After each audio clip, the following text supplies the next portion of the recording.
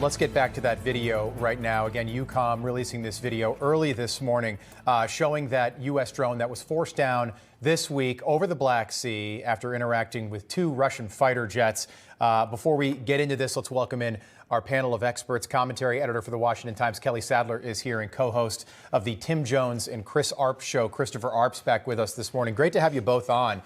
So let's take a look at this video here.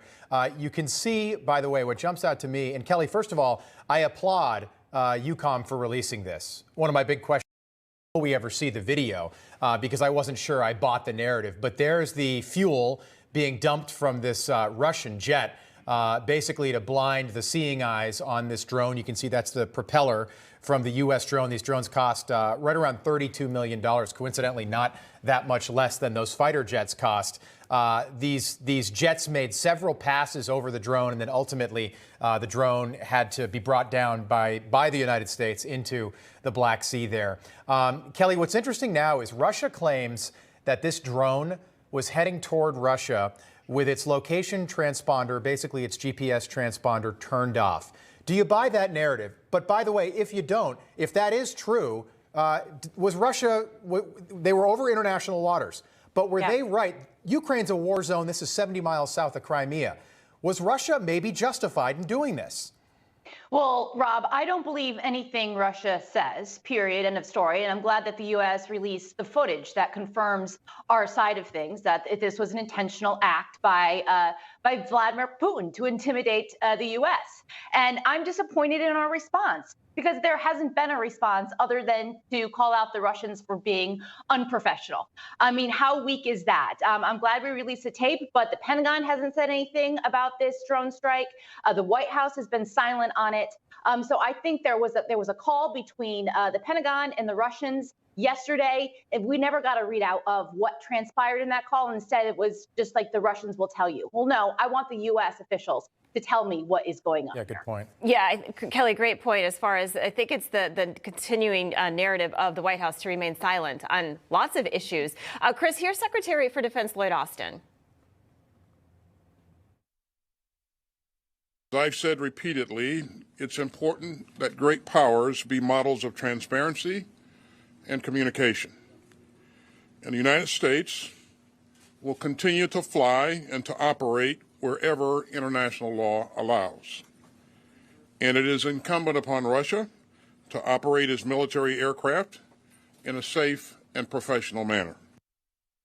All right, Chris, they like to use the word professional. I mean, I guess, can we trust that they'll be professional? This is Russia. It's a war zone. Hundreds of thousands have died on both sides, and they're worried about, first of all, gas being dumped into the Black Sea, and then they're worried about people acting professionally, like they're going to contact HR and complain about Russia not being professional.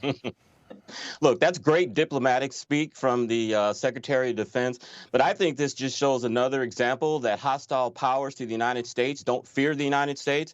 Last month, we have a Chinese spy balloon that goes across the entire United States. This time, we have a drone of ours being attacked in international waters. I think this is an example that our enemies feel that we're weak because our president is diminished mentally. Yeah, Kelly, I'm wondering if you think that Russia does the same thing. And by the way, this is not some rogue pilot. I heard that narrative on one of the other networks yesterday, that maybe this was just a rogue Russian pilot. You think for a second a Russian pilot would do this without the direct, explicit approval of Vladimir Putin? I'm sorry to say, you're wrong. Kelly, this also, by the way, was bound to happen, and it will happen again. But do you think Russia does the same thing if this is a U.S. fighter jet 75 miles south of the Crimean Peninsula? Do you think they do the same thing? Oh, absolutely not. I mean, but Chris is absolutely correct. We're showing weakness here. We've shown weakness repeatedly on the world stage. And so the Russians don't fear any implications of doing this. And let's just be clear, the Russians have consistently roughed up our U.S. military. If it's over Alaskan airspace, for example, they've done drive-bys and whatnot, getting really close to our Air Force. So I just want to know, I just don't want to see this go unanswered. And I'm worried we're going to see this go unanswered. And because of that, we're going to get, more. The Chinese are going to get more aggressive with us. The Iranians are going to get more aggressive with us. The North Koreans are going to get more aggressive with us. Yeah, Chris, I think. Rob, oh, go ahead.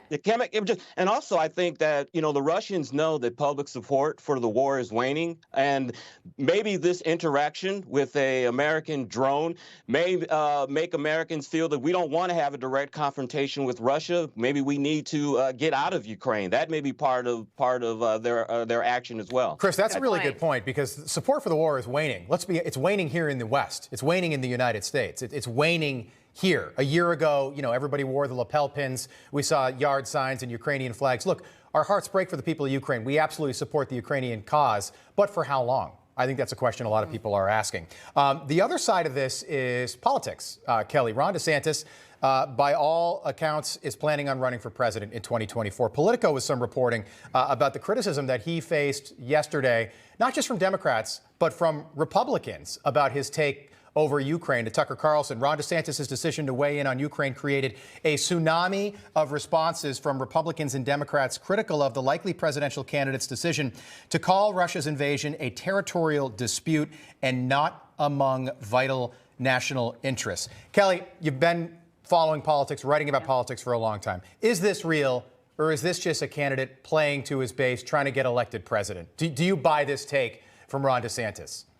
I do actually buy this take from Ron DeSantis, and I think it's in line with where the American people are at, or where Republican voters are at. There was a Pew poll that came out that's saying that 40% of Republicans feel like we're doing too much in Ukraine and not doing enough to secure our vital interests, which is our southern border, and taking on China head on, because China is our #1 geopolitical threat at this point.